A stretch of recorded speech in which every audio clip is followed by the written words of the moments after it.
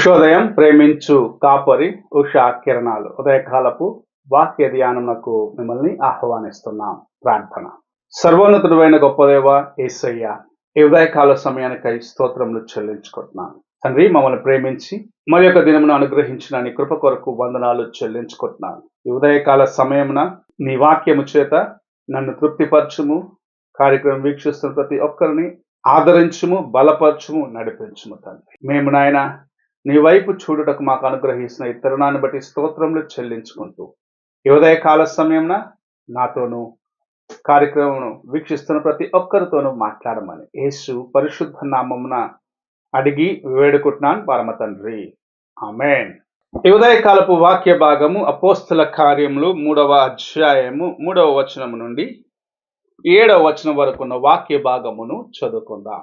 అపోస్తల కార్యములు 3వ అధ్యాయము 3వ వచనం నుండి 7వ వచనం వరకు ఉన్న వాక్య భాగమును చదువుకుందాం. పేతురును యోహానును దేవాలయంలో ప్రవేశింపబోవునప్పుడు వాడు చూచి భిక్షమడుగగా పేతురును యోహానును వారిని తేరిచూచి మా తట్టు చూడుమనిరి. వాడు వారి యొద్ద ఏమైనా దొరుకునని కనిపెట్టుచు వారి యందు లక్ష్యముంచెను. అంతట పేతురు, వెండి బంగారములు నా యొద్ద లేవు గాని నాకు కలిగినదే నీకిచ్చుచున్నాను. నజరేయుడని యేసుక్రీస్తు నామమున నడుమని చెప్పి వాని కుడి చెయ్యి పట్టుకొని లేవనెత్తెను. వెంటనే వాని పాదములను చీలమండలును బలం పొందెను.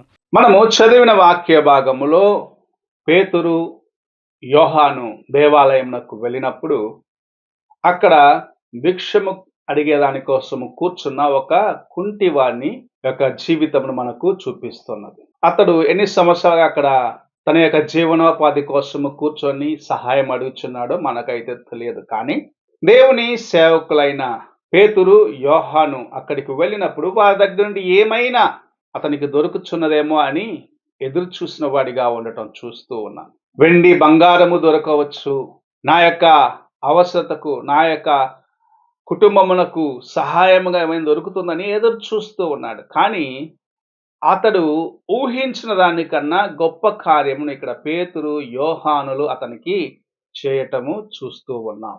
మన జీవితంలో కూడా దేవుని యొక్క సన్నిధికి వెళ్ళి కొన్నిసార్లు నాకు ఇది దొరికితే బాగుంటుందిలే అనుకుంటూ కూర్చుని ఉంటాం.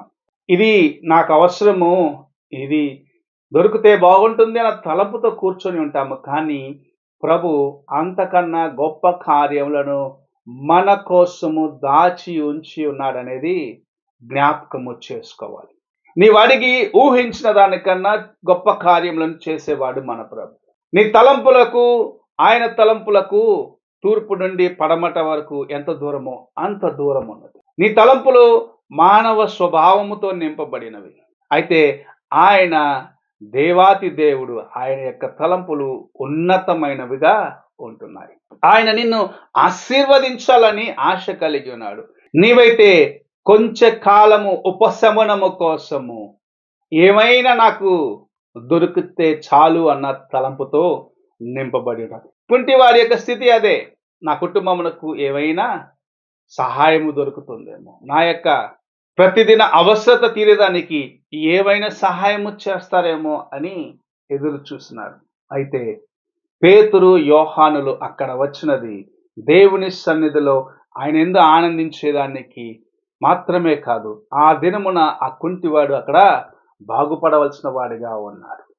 నీవు కూడా దేవుని సన్నిధికి పూర్ణ హృదయముతో, పూర్ణ మనసుతో వెళ్ళినట్లయితే, నీవు ఎందుకోసమైతే వెళ్ళినావు, ఏ కార్యమును దేవుని సన్నిధిలో నుండి పొందుకోవాలని వెళ్ళినావు, ప్రభు నీకు అనుగ్రహించేది మాత్రమే కాదు, నీ ఊహించని గొప్ప కార్యములను నీకు బయలుపరిచి నిన్ను ఆశీర్వదించడానికి ఆయన ఎంత మాత్రము వెనుకాడడు. ఇక్కడ ఈ కుంటివాడు ఏదైనా సహాయము చేస్తారని ఎదురు చూస్తున్నాడు. కానీ తన యొక్క జీవితంలో తన యొక్క కుంటితనమును పోగొట్టుకుంటాడు. తాను ఇన్ని దినములు ఒక భిక్షగాడుగా జీవించినాడు. ఒక వ్యక్తి ఇతరుల యొక్క సహాయము కోసము ఎదురు చూసిన వాడిగా జీవించినాడు. కానీ ఈ దినము నుండి తన యొక్క సొంత కాళ్ళ మీద నిలబడ్డవాడిగా, దేవుని నామమును మహిమపరిచేవాడిగా, తన యొక్క అవసరతలను తానే తీర్చుకునేవాడిగా ప్రభు చేస్తాడని గ్రహించుకొనలేదు.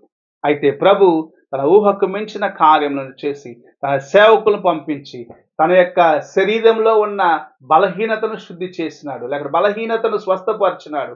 అంత మాత్రమే కాదు, తను దేవుని యొక్క సన్నిధిలో ఆరాధించేదానికి, తన జీవితంలో ముందుకు వెళ్ళేదానికి సహాయం చేసినాడు. అదే కృపను ప్రభు మనకు అనుగ్రహించాలని ఆశిస్తున్నాడు. నీ ఏ కుంటితనముతో దేవుని యొక్క సన్నిధి వస్తున్నావో, ఏ అవుటి స్థితిలో నీవు దేవుని యొక్క పాదముల చెంతకు వచ్చినావో ప్రభు చూస్తూ ఉన్నాడు. అయితే నీ తలంపుల కన్నా గొప్ప తలంపులు ఆయనవి. ఇర్మియా గ్రంథం 29వ అధ్యాయంలో ఈ మాటను మనం చూడగలము. మన తలంపులు వంటి కాదు ఆయన యొక్క తలంపులని తేటగా చెప్పబడుచు ఉన్నది. ఆయన తలంపులు ఉన్నతమైనవి. మనల్ని చేయబెట్టుకొని లేవనెత్తి అనేకుల మధ్యలో ఆయన మనల్ని ఘనపరచాలని ఆశిస్తూ ఉన్నారు. ఆ కృపను పొందుకోవాలంటే ఈ ఉదయకాల సమయమున ప్రభువు నీతో మాట్లాడేదానికి నీ యొద్దకు వచ్చినప్పుడు ఆయన వైపు చూడుము. కుంటివాడు అదే చేసినాడు. ఏదైనా చేస్తారేమని వారి వైపు తేరి చూస్తున్నాడు. అతడు దేవుని యొక్క ఆశీర్వాదాన్ని పొందుకున్నాడు. నీవు దేవుని వైపు చూడుము, ఆయన కృప కొరకు వేడుకొనుము, ఆయన సహాయము నీకు అనుగ్రహించబడుతుందని గుర్తించుము.